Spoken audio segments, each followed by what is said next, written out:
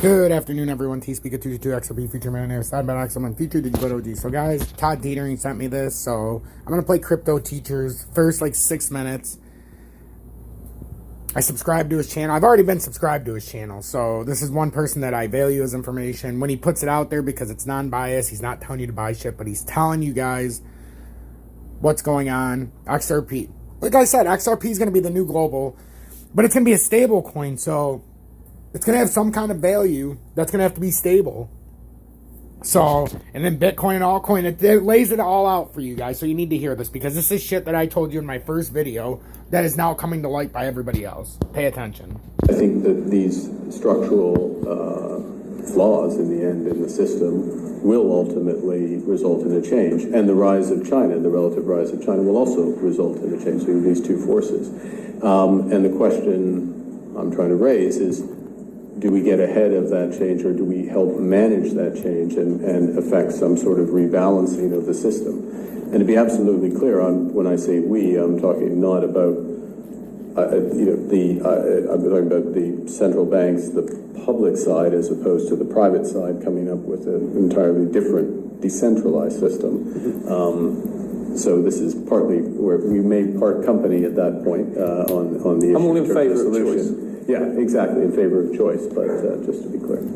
Thank you. So, can I ask the other members of the panel if they share the Governor's analysis in the speech, because I feel confident you've probably read it. If you haven't, do say, because I wouldn't want to unfairly grill you on something you haven't read. But, Dr. Howdane, do you broadly share the Governor's Freudian slip there? I've read it twice, actually. And I do, yes. I mean, it's, interestingly, I doubt there's very much strong pushback on the diagnosis. This asymmetry has been here for quite some while, at least since the breakdown of Bretton Woods. And I agree with the Governor that those tensions have become more acute of late, as many economies have become in some ways more dollarized, at least in terms of the debt that they issue. There's no question that the one solutions and the Governor floated one in his speech, the synthetic hegemonic currency. Just trips off the tongue, doesn't it? Okay, so, a little while back, that this was one we didn't actually speak much about, to be honest with you. This was a little bit of an outlier. But the idea here is to have people transacting, banks and firms transacting across borders using a synthetic or universal currency of some kind, right? Some kind of blended currency. Of course, I say that it wasn't spoken about much until recently because Governor Carney made some very interesting remarks. I think I don't know how many of you actually saw these. I thought they were quite fascinating, actually. Just a few weeks ago, proposing basically this, right? So, and I suspect there's no accident that this work was done end of last year. But of course, he went much further. And also, if there's a third piece of reading I can encourage you to do, it's actually read that speech. It's quite long, but really quite fascinating. Well, he is talking about the replacement of the U.S. dollar in international trade because of the sort of imbalances that creates given the shifts in the global economy, and rather replacing it over a long period of time. He did stress that over a long period of time, replacing it with some kind of what he called a synthetic hegemonic currency, SCH. I think it's going to go down in history, right? Synthetic hegemonic currency. So the idea here is that there is a new exchange, in fact, essentially an issuer, so presumably some kind of multilateral organization of some kind, that central banks are able essentially they're able to buy this universal CBDC for their own local currencies. Now, like I said, no deep analysis has been done of this, but straight away you can see that there's a FX risk here because if central bank A buys using its local currency, buys some of that blended currency, well, over a couple of days, those rates shift and so on. So there's questions about how to manage that risk.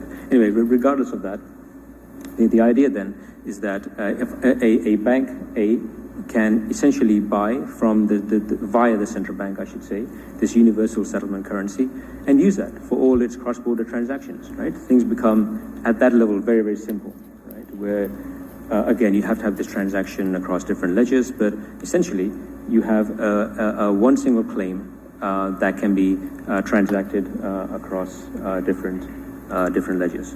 Collateralized stablecoin. That means tokenized assets whose value are expected to remain constant in some unit. So if it's a dollar stablecoin and you have 10 of it, you're expecting its value to remain stable at $10. These assets have a backing asset, in this case XRP. That means that there's something that is supposed to guarantee its value. Now, in some of those systems, you can actually redeem the stablecoin for the backing asset. In some, you can't. What's interesting about this proposal is that the stable coins are perfectly liquid to XRP at face value on the ledger. So in other words, if you have $1 in a dollar stable coin designed on the system, what you have is a $1 claim on XRP enforceable by the ledger's payment mechanics.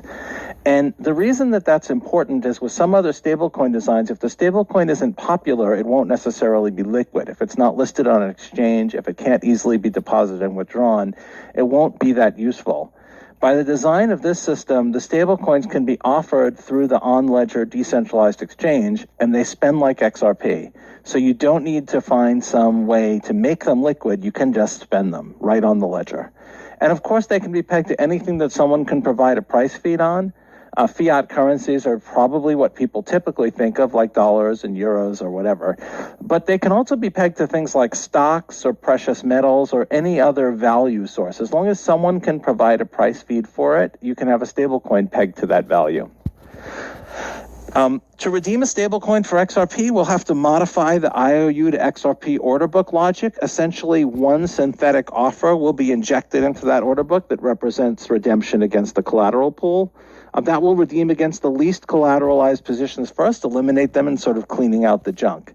If there are reserve funds, it can even redeem against positions collateralized below 100%. But if there's no reserve, then you can't redeem against under collateralized positions. So, for example, Those who cannot remember the past are condemned to repeat it. Recreating a virtual global gold standard would be a criminal act. Welcome to the crypto.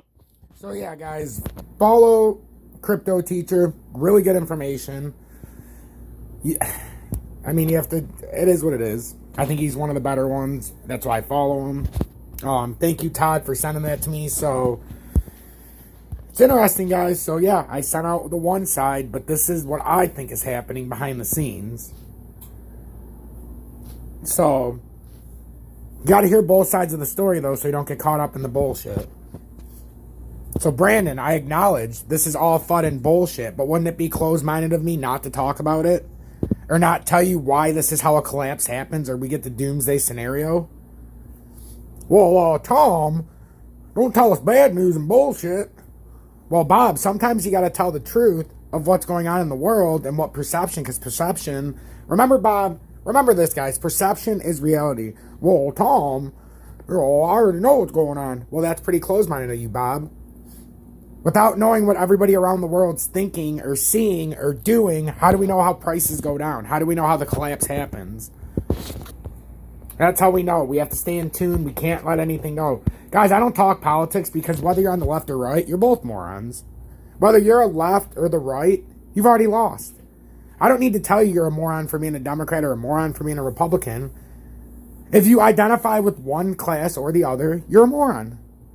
Because then you let the government win by, they divide you. What you need to understand is they're both corrupt. Both sides are corrupt. And if your side does it, it's fine. But if the exact same thing happens on the other side, all of a sudden it's condemned. So you can't have it both ways, guys. Politics is the world's evil. It's the number one way to divide and conquer a civilization. Until civilization realizes that, we can never get ahead and never get ahead of the government. We'll always be on their tit. T-Speaker 222 XRP, Future Millionaire, Side by an XLM, Future Digibyte OG. Stay tuned, stay blessed, and also stay true to yourselves. Links in the description for donations. Links in the description for Tom's Army. Astoundingly, no donations or members of Tom's Army today. Oh, wait a minute. Nope. I got 2 donations. One for something I'm sending out, and one, I think there was one other donation. We'll just say we had 1 donation. Stay blessed.